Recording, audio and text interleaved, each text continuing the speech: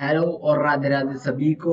तो आज हम आ चुके हैं episode number 5 Java full course के। तो आज हम सीखने वाले हैं लूप्स। तो सबसे पहले हम चलते हैं इस वीडियो की तरफ। तो ये वीडियो में हो क्या रहा है?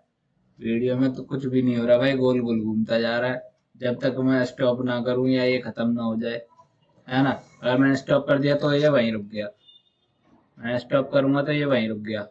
ये क्या हो रहा है? ये भाई हो रही है लूपिंग। क्या हो रही है? लूपिंग। एक तरह से ये मान लीजिए लूपिंग क्या है, ऑटोमेटिक चलती रहे जब तक हम उसे बंद कहने करने को ना कह दें।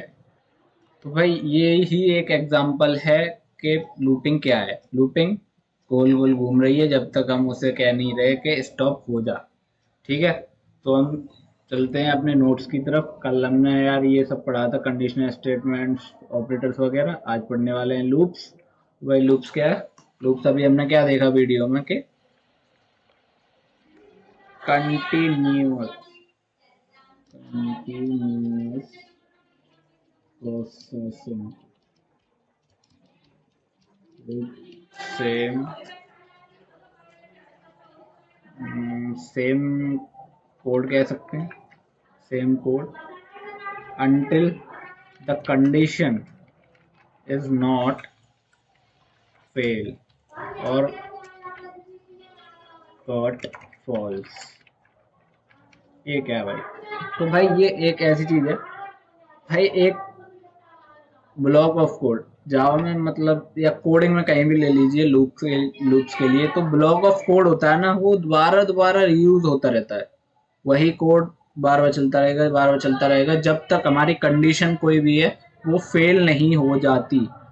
तो भाई लूप्स हमारे पास तीन तरह की होती हैं, for loop, while loop and do while loop. ठीक है।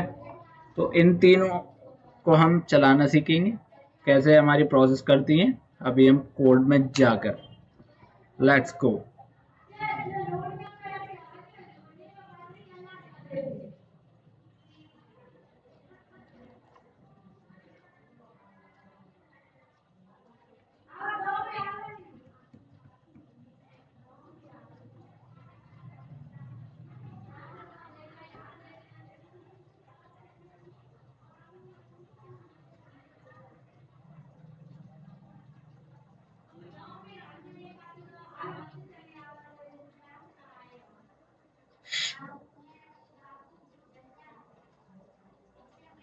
तो भाई हम आ चुके हैं अपने इंटेलिजेंट आइडिया पर। तो आज हम एक नई क्लास बनाएंगे, न्यू क्लास। हम इसका नाम रखेंगे लूप्स। ठीक है। और इसका रखते हैं हम मेन मेथड बनाएंगे हम। इंपोर्ट कर लिया हमने। ठीक है। आज हम पढ़ेंगे सबसे पहले फॉर लूप। तो कोड करते समय आपको प्रोसेस भी समझ में आ जाएगा है क्या ये लूप। तो भाई सबसे पहले आते हैं हम सिंटेक्स पर। तो इसका सिंटेक्स है सिंपल सा, फॉर, इसके दो ब्रैकेट से स्टार्ट होगा, स्मॉल ब्रैकेट से। फिर हमें अपना जो भी वेरिएबल है उसे इनिशियलाइज करना होगा, उसको वैल्यू देनी होगी। अब ये आती है हमारी दूसरी कंडीशन कि कहाँ तक हमें चलाना है, ये लूप को कहाँ तक चलाना है। तो मैंने कहा 10 तक चला दो भाई।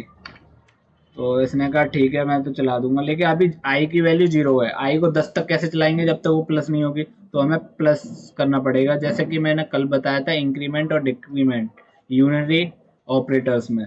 तो आई प्लस प्लस करेंगे हम, तो हमारे ये हर बार आई प्लस प्लस होता रहेगा। 0 to 1, 1 2, फिर 2 में 1 होगा तो 3, 3 to 4, 4 to 5। तो ऐसे ही है। तो यहाँ पर हम अभी कुछ भी लिख देते हैं, जैसे कि हमें प्रिंट कराना है साउट। आई को ही हम प्रिंट करा लेते हैं। ठीक है। तो देखिए यहाँ आउटपुट क्या आएगी। तो यहाँ आउटपुट आ जाएगी हमारी 1 0 1 2 3 4 5 6 7 8 9, नॉट 10। मैंने क्या लगाया, लेसर देन 10। तो देखो 9 तक आया है ये प्रिंट करके 0 से। तो अगर मैं इसको आई को कर देता 1 और इसको कर देता इक्वल्स टू, तो भाई ये क्या आएगा हमारा? तो आएगा हमारा 1 2 3 to 10। 1 2 3 4 5 6 7 8 9 10। ठीक है, समझ में आया क्या है इसका प्रोसेस? ये बार बार चलता रहता है जब तक हम उससे रुकने की ना कहें। बार बार कैसे चला? इसने कहा भाई आई की वैल्यू तो 0 है, मुझे पता है, लेकिन मुझे सबसे पहले ये प्रिंट कराना है। इसने 10 बार यही प्रिंट कराया है। ये क्या है? यही तो है। आई की तो वैल्यू हम अपडेट करा रहे हैं यहाँ से, कंडीशन से। अगर हम कंडीशन में कुछ 10 ही रखे रहने देते, अभी यहाँ प्रिंट करा लेते हेलो, ठीक है, तो क्या होता? तो हेलो ये 10 बार प्रिंट करेगा, क्योंकि सिर्फ ये लाइन चल रही है।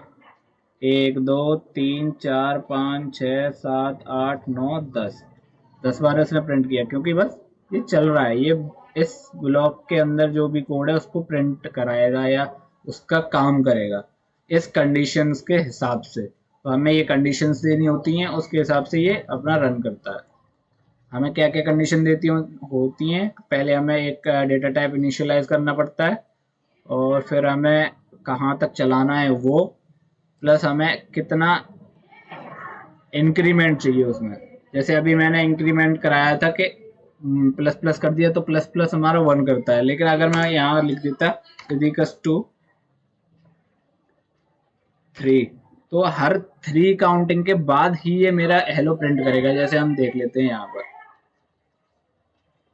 हेलो हेलो हेलो हेलो 4 बार प्रिंट हुआ। पहली बार कब हुआ? 1 पे होगा प्रिंट, ठीक है। फिर भाई 2 पे नहीं होगा, 3 पे नहीं होगा, फिर 4 पे होगा, क्योंकि 3 प्लस 1 4 हो जाता है, ठीक है, 4 पे हो गया। फिर 5 पे नहीं होगा, 6 पे नहीं होगा, फिर 7 पे होगा, फिर भाई 8 पे नहीं होगा, फिर 9 पे नहीं होगा, ये 10 पे होगा। तो भाई ये काम है कि हमें कितना इंक्रीमेंट करना है, उसके हिसाब से हम यहाँ कंडीशन देते हैं, यहाँ कब तक चलाना है, ठीक है। तो ये होगी हमारी फॉर लूप, ठीक है। फिर आती है हमारी वाइल लूप।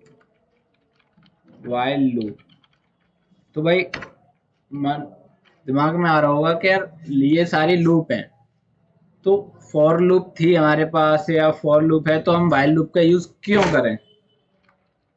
प्लस पहले तो वाइल लूप का सिंटैक्स देखते हैं। तो पहले वाइल लूप को हमें पहले इनिशियलाइज करना पड़ता है किसी भी डेटा टाइप को। जैसे आई इक्वल्स टू 0 मैं यहाँ लिख रहा हूँ, और आई इज लेस देन, अब मैं यहाँ कर देता हूँ 10, ठीक है। अब मुझे यहाँ भी साउट कराना है कुछ, जैसे कि hello I am in while loop, ठीक है। तो भाई ये कितने बार प्रिंट करेगा? कोई अंदाजा? जब तक 0 मतलब आई 10 से छोटा है तब तक। तो भाई यहाँ तो हम कोई इंक्रीमेंट कर नहीं रहे, वहां तो हम इंक्रीमेंट कर रहे थे कि हर बार आए। तो ये कब तक चलता रहेगा? 0 तो कभी हमारा घटेगा नहीं, तो इनफाइनाइट लूप हो जाएगी, तो हमारा ये दे देगा एरर। तो देखिए यहाँ पर अभी ये देखो एरर देगा हमें, कंपाइलेशन एरर, या फिर इनफाइनाइटली मूव करता रहेगा, प्रिंट करता रहेगा।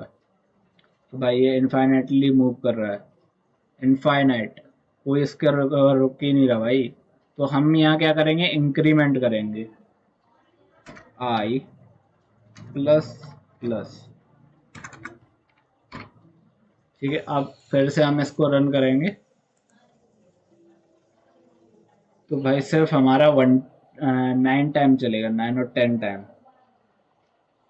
देखो, जैसे 1 2 3 4 5 6 7 8 9 10, 10 बार चल गया भाई 0 से 9 तक, ठीक है। तो भाई अब पुराना सवाल पे आते हैं अपने, कि फॉर लूप थी हमारे पास, तो वाइल लूप का यूज क्यों कर रहे हैं हम?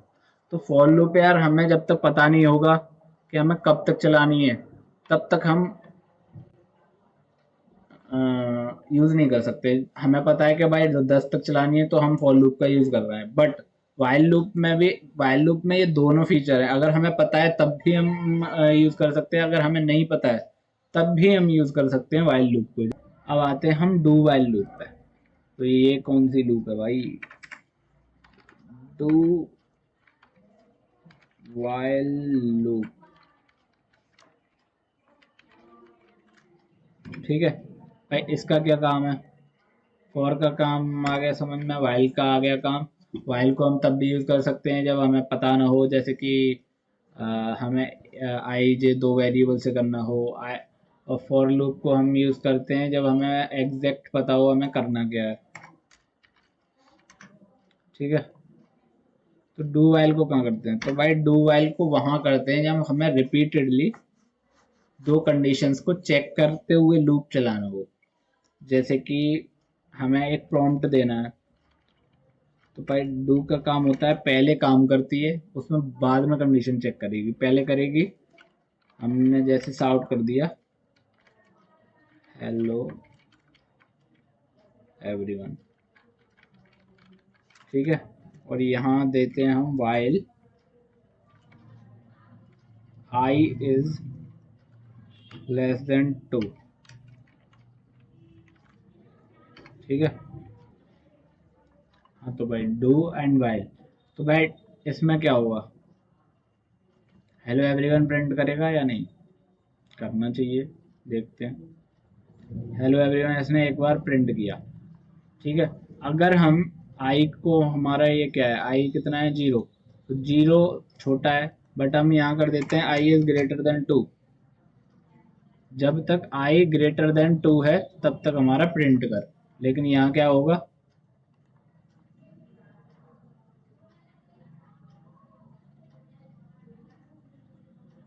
ये रिपीटेडली करता जा रहा है, कब कहा जा रहा है, करता जा रहा है, क्यों कर रहा है भाई, मैं तो कहा ही नहीं इससे।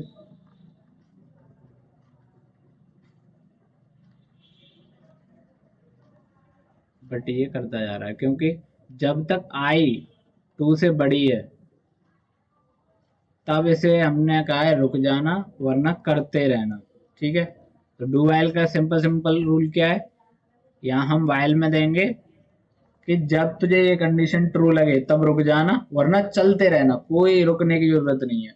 अभी हमने यहाँ दे दिया आई इज लेस देन 2, तो प्रिंट कराना, अन्यथा ना कराना। अभी देखो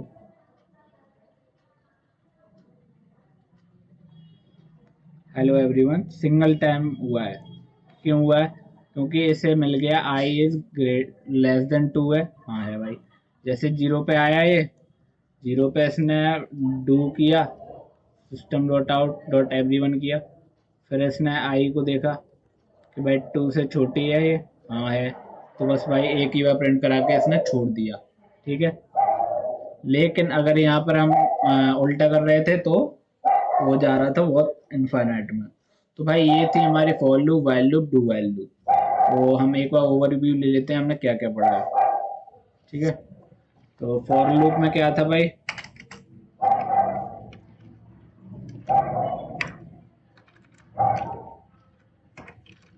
we are using for loop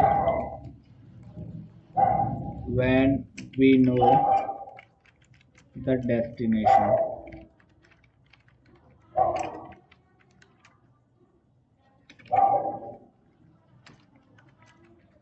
We use while loop when we don't know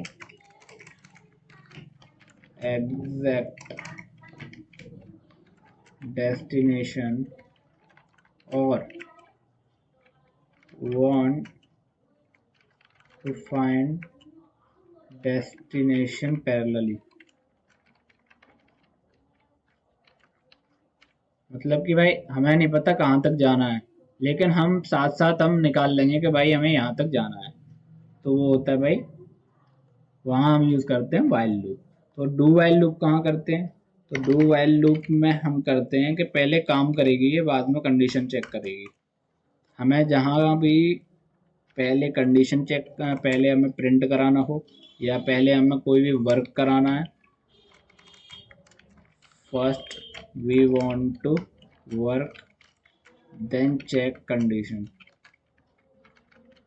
condition that time we use do while loop। ठीक है भाई, कहाँ कहाँ यूज होती है फॉर लूप? वहाँ यूज होती हैं जहाँ हमें डेस्टिनेशन पता है कि हमें इतने से इतने में हमें चलाना है। और वाइल लूप कहाँ होती है? जहाँ हमें उसका डेस्टिनेशन जहाँ तक हमें पहुँचना है वो साथ में निकालें, या फिर क्या नाम है, हमें पता नहीं है और हमें किसी भी वेरिएबल से या कहीं दूसरी फंक्शन से पता लग रहा है, तो अब हम वाइल लूप का प्रयोग करते हैं। डू वाइल लूप का कब प्रयोग करते हैं? जहाँ हमें पहले काम कराना है, बाद में उसकी कंडीशन चेक करानी है कि भाई पहले तो प्रिंट हो, फिर चेक करके इतने से छोटा है तो दूसरी बार चल, वरना चल मत। तो भाई ये था आज का लूप्स का सेशन और एपिसोड। तो आज के लिए बस इतना ही। लूप्स पे आज ख़त्म करते हैं, क्योंकि एक लूप्स को थोड़ी प्रैक्टिस चाहिए, तो आप प्रैक्टिस करिएगा। और मैं अभी कोड वगैरह अपनी नोशन लिंक में डाल दूंगा, आप डिस्क्रिप्शन से ले सकते हैं। और अगर आपने सब्सक्राइब नहीं किया है तो भाई सब्सक्राइब कर दें। बस, थैंक यू।